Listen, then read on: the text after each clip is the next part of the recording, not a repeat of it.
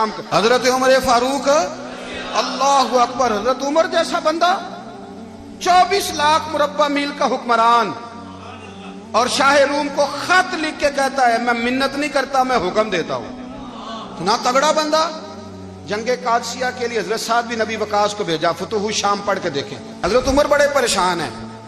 اتنے دن ہو گئے کوئی رپورٹ ہی نہیں آئی. اب تو موبائل ہے نا, ایک ایک منٹ کی رپورٹ لیں آپ, بلکہ آپ ایک منٹ کی فوٹو لیں. آپ رپورٹ تو دور رہ گئی. حضرت عمر فاروق رضی اللہ تعالیٰ عنہ بڑے پریشان ہیں کہ قادسیہ میں حضرت سعد بن ابی وقاص کے ساتھ لوگ جہاد کرنے گئے, رپورٹ کوئی نہیں آ رہی. اتنے پریشان تھے کہ باہر نکل کے نا اس رستے پہ بیٹھ جاتے جو رستہ قادسیہ کی طرف سے آتا تھا. جو بھی آتا جاتا پوچھتے جنگ کے کیا حالات ہیں. ادھر جب اللہ نے فتح دے دی نا تو حضرت سعد بن ابی وقاص رضی اللہ تعالیٰ عنہ نے ایک قاصد کو خط دے کے بھیجا. کہنے لگے عمر کے پاس جاؤ, انہیں اطلاع دو کہ الحمدللہ اللہ نے اسلام کو فتح عطا کر دی. یہ حضرت عمر کو جا کے دینا. وہ بڑے پریشان ہوں گے. وہ جو اس زمانے میں اس طرح ہوتا تھا کہ کئی دور دور سے صحابہ جو دوسرے شہروں کے ملکوں کے رہنے والے ہوتے تھے وہ بھی آ کے شامل ہو جاتے تھے جہاد میں. کوئی ایک دفعہ مدینے آیا, کوئی 2 دفعہ آیا, پھر اپنے اپنے علاقوں میں. بہت سارے لوگوں نے زیادہ دفعہ حضرت عمر کو دیکھا بھی نہیں تھا. وہ جو قاصد خط لے کے آیا تھا نا اس نے ایک آدھ دفعہ دیکھا تھا. حضرت عمر بوڑھے ہو گئے, وہ پہچانتا نہیں تھا. ادھر سے وہ خط لے کے آ گیا. حضرت عمر مدینے سے باہر نکل کے اس روڈ پہ بیٹھے تھے جو قادسیہ سے آتا تھا. جب وہ اس آدمی کو آتے دیکھا تو حضرت عمر اٹھ کے کھڑے ہو گئے, فرمانے لگے قادسیہ سے آ رہے ہو؟ وہ کیا کہتا ہے؟ پھٹے پرانے کپڑے, ٹوٹے ہوئے جوتے, سر پہ پرانی پگڑی. کہنے لگے غلام مدینے کے رہنے والے ہو؟ حضرت عمر کہنے لگے ہاں مدینے کا ہوں. کہا میں قادسیہ سے آیا ہوں, الحمدللہ اللہ نے اسلام کو فتح دے دی ہے, الحمدللہ کفر کی کمر ٹوٹ گئی ہے. اس نے یہ بات کر کے تو گھوڑے کو ایڑی لگائی, گھوڑا دوڑنے لگا مدینے کے. حضرت عمر بھی ساتھ ساتھ دوڑ رہے. فرمانے لگے اچھا بتاؤ خالد بن ولید کا کیا حال ہے؟ تھوڑا آگے جا کے فرمانے لگے اسامہ بن زید کیسے ہے؟ وہ کہتے ٹھیک ہے. پھر اس نے اور گھوڑا. عمر ساتھ ساتھ دوڑ رہے ہیں, ساتھ ساتھ. 24 لاکھ مربع میل کا حکمران, ایک جوتا پیر سے نکل گیا, عمر دوڑ رہے ہیں. آگے جا کے پوچھتے ہیں سعد بن ابی وقاص کا کیا حال ہے؟ کہ حضور وہ بھی ٹھیک ہے. کتنے لوگ میرے شہید ہو گئے مسلمانوں میں سے؟ کہنے لگا صحیح گنتی کا نہیں پتا. یہ لفظ ادا ہوتے ہوتے مدینے کی سرحد آ گئی.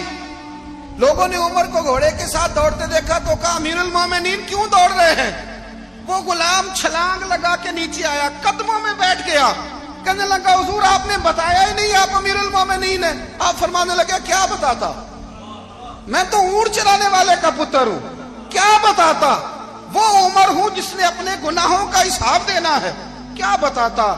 جو سعد بن ابی وقاص کو جہاد پہ بھیج کے خود بزدلوں کی طرح گھر میں بیٹھا ہے. کیا بتاتا؟ کوئی حیثیت نہیں, کوئی تار. تو نے اچھا کیا, تو مجاہد تھا, مجھے ساتھ ساتھ دوڑایا, تو نے اچھا کیا. جتنے لوگ تھے چیخے مار کے رونے لگے. حضرت فاروق اعظم سے کہنے لگے عمر جب تک تیرے جلوے رہیں گے اللہ کامیابیاں ہی عطا فرمائے گا. جب تک تیرا رنگ رہے گا اللہ تعالیٰ نوازتا ہی رہے گا. کچھ نہیں کبھی اپنا آپ ظاہر ہی نہیں کیا. بہت بڑے تھے, بہت بڑے تھے حضرت عمر, بڑے تھے. حضرت ابو رافع غلام تھے, قرآن پاک بڑا سونا پڑھتے تھے. حضرت عمر جب بھی انہیں ملتے کہتے ابو رافع تو عمر سے اچھا ہے, قرآن بڑا شاندار پڑھتا ہے. تو وہ کہتے حضور اگر میں قرآن صحیح پڑھتا ہوں تو آپ کو قرآن کی تشریح زیادہ صحیح آتی ہے, آپ بھی تو مجھ سے افضل ہیں. تو آپ فرماتے نہیں پھر بھی تو مجھ سے افضل ہے. کیوں؟ اس لیے کہ تو اپنے آقا کی نوکری بھی ٹھیک کرتا ہے اور رب کی عبادت بھی ٹھیک کرتا ہے, اور مجھے خالص صرف عبادت کرنی ہوتی ہے وہ بھی ٹھیک نہیں کر پاتا. ساری زندگی اپنا محاسبہ, ساری زندگی اپنے گریبان میں دیکھا, ساری زندگی اپنے آپ کو پرکھا, اپنے آپ کو ٹٹولا. 62 سال عمر بیت گئی. حضرت حذیفہ بن یمان ایک صحابی تھے. میرے نبی کریم علیہ السلام نا ان سے راز کی باتیں کرتے تھے. ہر بندے کا ہاضمہ ٹھیک نہیں ہوتا, سب سے راز کی بات نہیں کرنی چاہیے. حضرت حذیفہ بن یمان کہتے ہیں حضور راز کی باتیں بتاتے. مدینہ منورہ میں جو منافقین تھے ان کی لسٹ بھی نبی پاک نے حضرت حذیفہ بن یمان کو دی تھی. جب کوئی مشکوک آدمی مر جاتا نا تو صحابہ کہتے ہم دیکھتے اگر حضرت حذیفہ نے جنازہ پڑھا ہے تو ہم بھی جنازہ پڑھ لیتے. نبی پاک نے بھی کچھ جنازے نہیں پڑھے. ترمذی میں ہے فرمایا عثمان سے جو بغض رکھے اس کا جنازہ نہیں پڑھیں گے. حضرت حذیفہ بن یمان اگر جنازہ پڑھتے تو لوگ پڑھتے، وہ نہ پڑھتے تو لوگ جنازہ نہ پڑھتے۔ حضرت حذیفہ بن یمان کہتے ہیں جناب عمر فاروق کی خلافت کے آخری ایام تھے، کچھ دنوں کے بعد وہ شہید ہو گئے۔ فرماتے آدھی رات کا وقت تھا، میں گھر میں سویا تھا بڑا بے فکر، اچانک میرے دروازے پہ دستک ہوئی، میں گھبرا کے اٹھا، اتنی رات کو کون آیا؟ کہتے ہیں قربان جاؤں، دروازے پہ گیا تو امیر المومنین فاروق اعظم دروازے پہ۔ میں نے کہا عمر کوئی حکم تھا تو مجھے بلا لیتے۔ کہنے لگے میں نا امیر بن کے نہیں آیا، تیرا ویر بن کے آیا ہوں۔ امیر المومنین کی حیثیت سے سرکاری کام سے بلاتا تو وہاں بلاتا، مجھے ایک ذاتی کام پڑ گیا۔ کہتے میں نے عمر کو گھر کی اندر بلا کے چارپائی پہ بٹھایا، میں نے کہا حضور میں غریب آدمی، میں کیا آپ کے کام آ سکتا ہوں؟ تو کہتے ہیں انہوں نے نا مجھے ساتھ بٹھا لیا، پھر میرا ہاتھ پکڑ لیا، کہنے لگے تو عمر کو جانتا ہے؟ عمر جھوٹ نہیں بولتا۔ تو جانتا ہے؟ عمر وعدوں کا پکا ہے۔ کہا حضور جانتا ہوں۔ کہا میں اس وقت آیا ہوں جب دیکھ بھی کوئی نہیں رہا۔ حضرت حذیفہ بن یمان کہتے ہیں پریشان ہو گیا، حضور پہلیاں نہ بجھوائے، مہربانی کر بتائیں کدھر آئے ہیں؟ تو حضرت عمر فاروق فرمانے لگے 62 سال کا ہو گیا ہوں، 63 میں چل رہا ہے، داڑھی سفید ہو گئی ہے، پھل پک گیا، اٹھ فریدہ ستیا، داڑھی آ گئی پور، اگا نیڑے آ گئی، پیچھا رہ گئی دور، اب قبر اشر کا معاملہ صاف نظر آنے لگا ہے۔ کہا حضور مجھ سے کیا چاہتے ہیں؟ حضرت عمر رو پڑے، کہنے لگے آج میں عشاء کے بعد نکلا ہوں تو نبی پاک کے صحابہ مجھے نیک کہہ رہے تھے، پھر میں نے بچوں کی ماں سے اور بچوں سے بھی پوچھا ہے، وہ بھی مجھ سے راضی ہیں، پر حذیفہ تیرے ساتھ نبی پاک راز کی باتیں کرتے تھے، سچ بتا کہیں عمر کا نام منافقوں میں شامل تو نہیں؟ سچ بتا ان منافقین میں تو شامل نہیں، کہیں اوپر سے تو نہیں سارا کچھ؟ حضرت حذیفہ بن یمان کہتے ہیں میں باپ کے مرنے پہ اتنا نہیں رویا جتنا عمر کے سوال پہ رویا۔ میں قدموں میں بیٹھ گیا، میں نے کہا نہیں عمر یہ تو میں نے نہیں سنا، لیکن یہ میں نے نبی پاک سے ضرور سنا ہے کہ میرے بعد اگر کوئی نبی ہوتا تو عمر ابن خطاب ہوتا۔ یہ میں نے اپنے کانوں سے سنا ہے کہ عمر جس گلی سے گزرے شیطان رستہ بدل جاتا ہے۔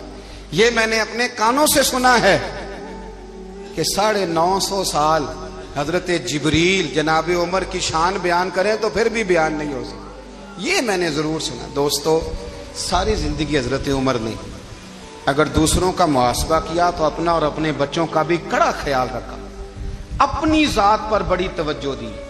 جو لوگ اپنا بھول جاتے نا، ہمیں اپنی صحت کا بڑا خیال ہے لیکن اپنی روحانی زندگی کا کوئی خیال نہیں ہے۔ حضرت عمر فاروق رضی اللہ تعالیٰ عنہ نا باہر والوں کا بھی بڑا سخت حساب کرتے تھے۔ بڑا ایک گورنر صاحب نے لباس بڑا شاندار پہننا شروع کر دیا تھا تو حضرت عمر نے اتروا کے نا تو انہیں ٹاٹ کا لباس پہنا کے تو اونٹ چرانے کی ڈیوٹی دے دی تھی، اتنا سخت احتساب کرتے تھے۔ کسائی کی دکان پر بھی 1-2 گھنٹے کھڑے ہوتے تھے، جو آدمی مسلسل 2 دن گوشت خریدتا تھا نا، فرماتے تھے اس کا ٹیکس بڑھا دو، لوگوں کو دال نہیں مل رہی اور یہ روز گوشت کھاتا ہے۔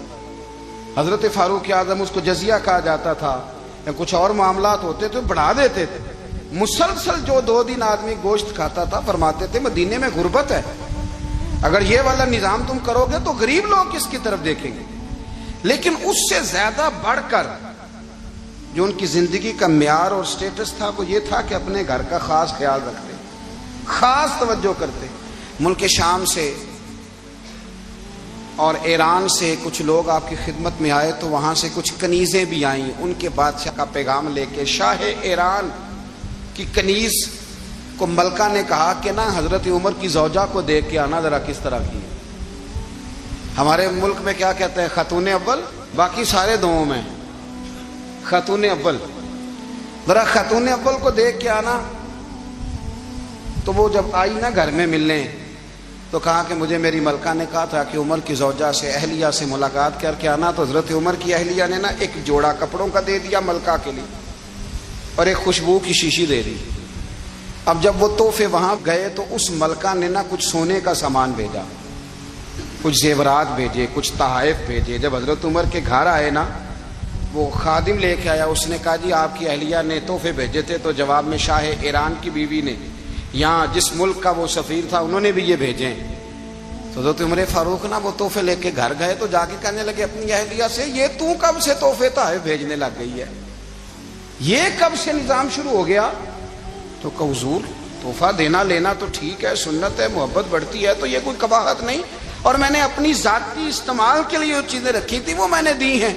تو حضرت عمر فاروق رضی اللہ تعالیٰ عنہ فرمانے لگے ہم نے کسی ملک کے ساتھ اور اس کے بادشاہ کے ساتھ ذاتی تعلق نہیں بنانا، تعلق جو بھی بنے گا رسول اللہ کے دین کی برکت سے بنے گا، ذاتی رشتے نہیں ہم نے قائم کرنے۔ ذاتی آپ کے ملک کی جو ایئر لائن جس کا ہر سال خسارے کا ڈنڈورا پیٹا جاتا ہے نا، وہ ہمارے بادشاہ صاحب اور صدر صاحب اگر غیر ملکیوں کو گھوڑا کبھی بھیجنا ہو نا، گھوڑا، تو پورا ایک جہاز گھوڑا لے کے تحفے میں جاتا ہے، پورا جہاز غریب قوم کا یہ سرمایہ، اور قوم بڑی بادشاہ ہے، لائنوں میں لا کے ووٹ دیتی ہے، دو کام ہمیشہ لائن میں لا کے کرنے، ایک بل لائن میں لا کے جمع کرانا ہے اور ایک ووٹ لائن میں لا کے، تاکہ پھر پورے 5 سال لائن میں ہی لگے رہیں۔ مرضی سے آپ ووٹ دینا، پر جو بات درست ہے اس کو سنو۔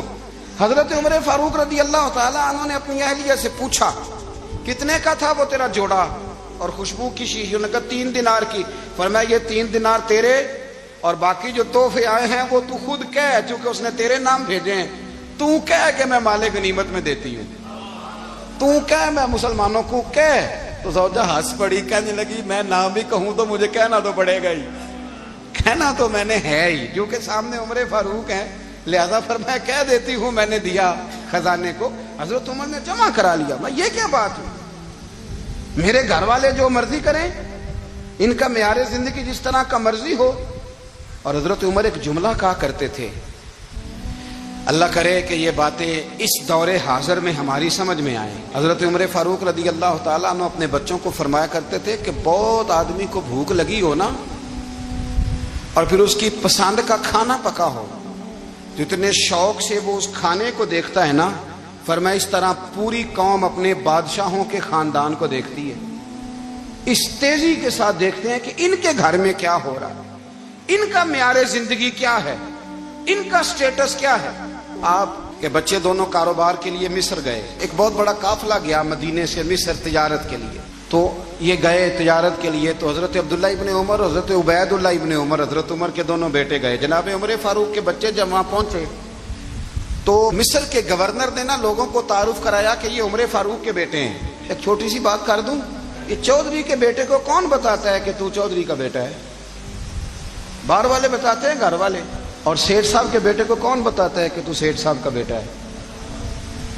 اور مالک کو کون بتاتا ہے کہ تو مالک کا بیٹا ہے اور یہ کرایہ دار ہے؟ یہ کون بتاتا ہے؟ یہ سوچ ہم دیتے ہیں بچوں کو، چودھری اور کمی کی سوچ، امیر اور غریب کی سوچ، مالک اور کرایہ دار کی سوچ، گھر کے مالک کی اور کام کرنے والے کی سوچ، یہ ہم دیتے ہیں۔ یاد رکھنا، یہ ہم دیتے ہیں، یہ ہمارا مزاج ہے، یہ باہر سے نہیں آتی۔ تو کوئی شہزادہ ہے، تو سیٹھ ہے، تو نواب ہے، یہ سوچ باہر سے نہیں آتی، یہ اماں سوچ دیتی ہے، اماں، یہ ابا سوچ دیتا ہے۔ اور پھر جب تباہی اترتی ہے تو اس کے ذمہ دار بھی باہر والے نہیں ہوتے، گھر والے ہوتے ہیں، گھر والے۔ ہمارے بچوں کی طبیعتوں پر زیادہ نقش باہر والوں کا نہیں ہوتا، گھر والوں کا ہوتا ہے، یاد رکھیے گا۔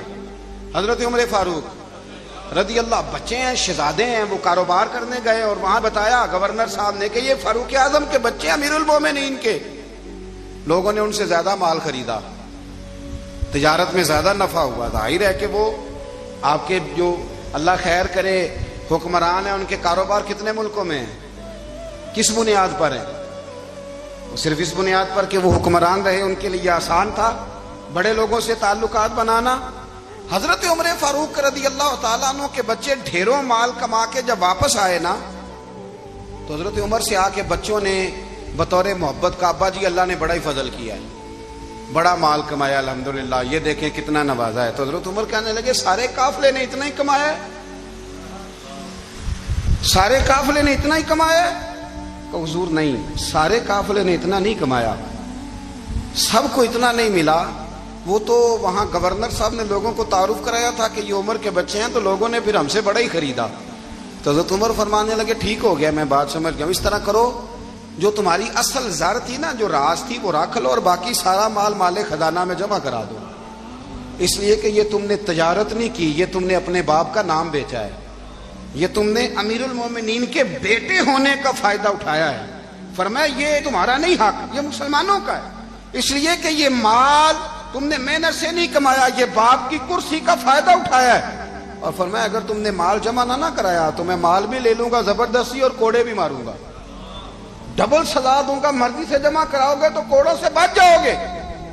بڑے بیٹے نے تو جمع کرا دیا تو چھوٹا تھوڑا پریشان ہوا، تو حضرت عبداللہ ابن عمر چھوٹے بھائی کا ماتھا چوم کے کہنے لگے بیٹے چپ کر کے جمع کرا، یہاں بھی فخر کر کے ہم عمر کے بیٹے ہیں اور قیامت میں بھی فخر کریں گے کہ ہم فاروق اعظم کے بیٹے ہیں، یہاں بھی ناز کریں گے اور وہاں بھی ناز کریں گے کہ عمر کے بچے ہیں، ہمارے باپ نے خود بھی حلال ہی کھایا ہے، اور جب ہماری کمانے کی باری آئی ہے تو ہمیں حکم بھی حلال کھانے کا دیا۔ بھائی ہمارا مزاج نہیں، بچہ جب لے کے آتا ہے 2 لاکھ روپیہ تو کبھی پوچھے کہاں سے آیا ہے، جب وہ پہلے دن غلط دوستوں کے پاس جا کے بیٹھتا ہے تو کبھی نکالا ہے گھر سے اسے۔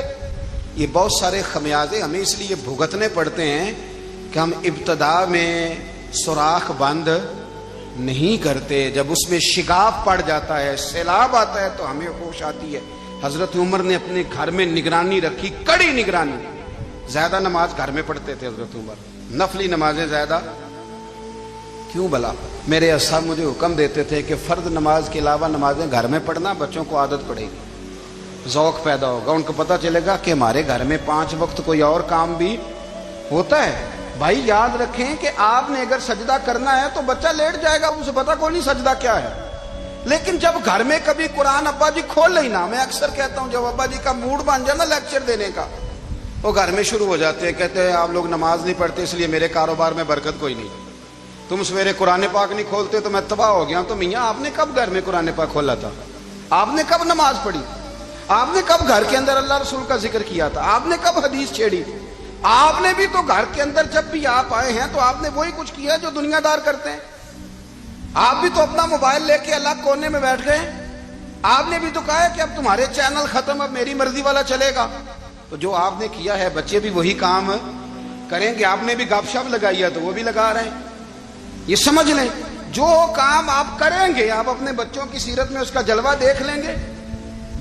بڑی پکی سی بات ہے کہ آپ کو بچے کی عادتیں دیکھ کے سمجھ آ جائے گی کہ میں بھی یہی کرتا تھا اور یہ بھی۔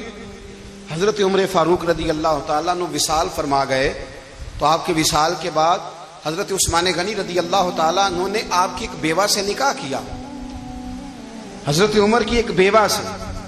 جب وہ آپ کے نکاح میں آئی تو کہنے لگی حضرت عثمان غنی سے کہ حضور نہ تو میں خوبصورت ہوں اور نہ میں جوان ہوں، نہ آپ کی کوئی خدمت کر سکتی ہوں، میرے ساتھ نکاح کرنا سمجھ میں نہیں آیا۔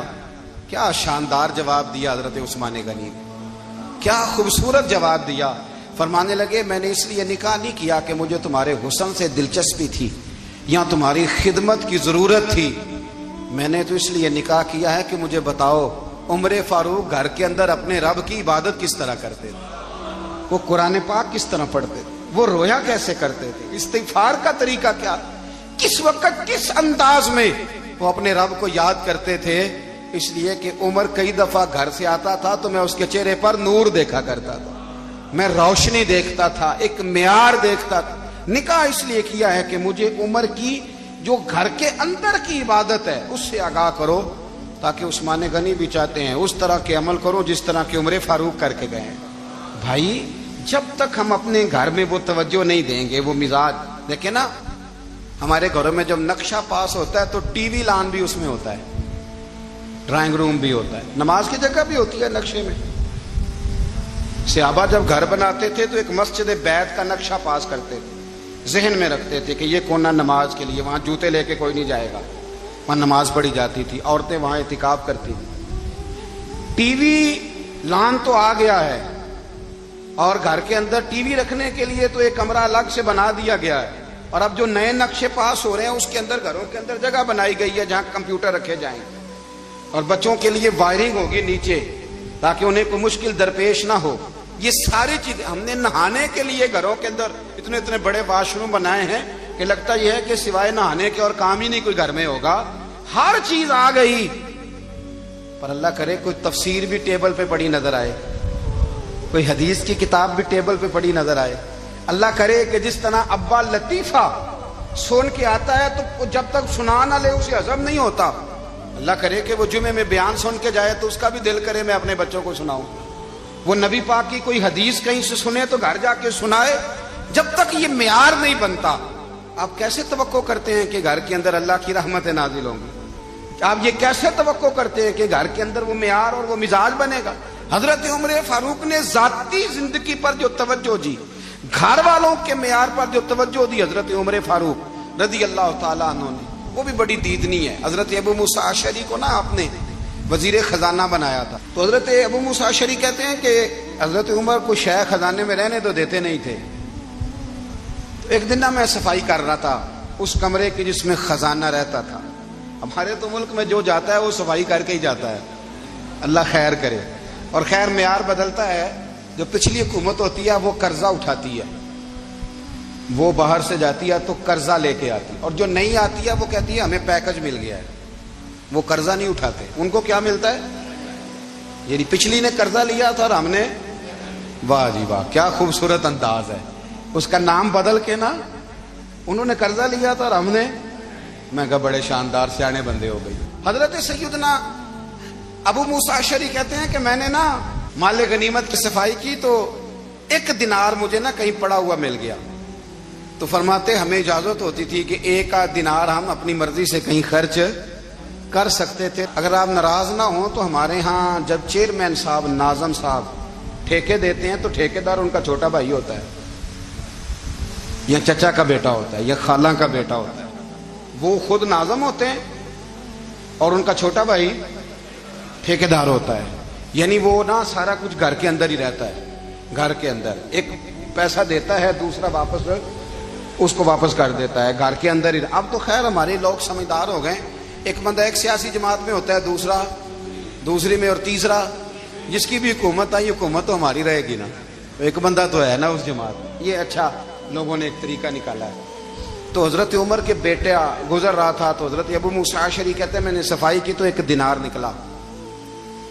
تو میں نے وہ 1 دینار نا حضرت عمر کے بیٹے کو دے دیا. میں نے کہا لو بیٹا اپنے چچا کی طرف سے تحفہ. تو گھر جا کے انہوں نے حضرت عمر کو بتایا کہ چچا نے پیسے دیے ہیں. چھوٹے بچے تھے. حضرت عمر نے حضرت ابو موسیٰ اشعری کو بلا لیا اور بلا کے فرمانے لگے میں تو تمہیں اپنا دوست جانتا تھا اور تو نے میری اولاد کو ہی دنیا دار بنانا شروع کر دیا. میرے بچوں کو ہی تم نے دنیا دار پیسوں پہ لگانا شروع کر دیا. میں تو تمہیں یار سمجھتا تھا. فرمایا تمہیں چاہیے تھا میرے بیٹے کو نصیحت کرتے کہ بیٹا پیسوں سے رب راضی نہیں ہوتا، اس کی رضا والے کام کیے جائیں تو رب راضی ہوتا ہے. اور فرمایا تمہیں کوئی اور گھر نہیں ملا تھا تباہ کرنے کے لیے، میرا ہی گھر ملا تھا. اٹھاؤ اپنا دینار اور خبردار آج کے بعد میرے بچوں کے ساتھ یہ والی نیکی نہ کرنا. اور ہمارا کیا سٹیٹس ہے؟ دوستی ہے اس سے جو تحفے زیادہ دے، جو بچوں کو خراب کرنے میں مدد زیادہ کرے، اس کے ساتھ یہ رہنا. حضرت عمر نے گھر پہ اور سب سے بڑھ کر اپنی ذات پہ توجہ کی. حضرت ابو مالک رضی اللہ تعالیٰ عنہ کہتے ہیں میں عمر کے پیچھے پیچھے ایک باغ میں گیا، اکثر اس باغ میں جایا کرتے تھے. اور عمر جا کے نا تو درخت کے نیچے بیٹھ گئے اور فرمانے لگے وہ امیر المومنین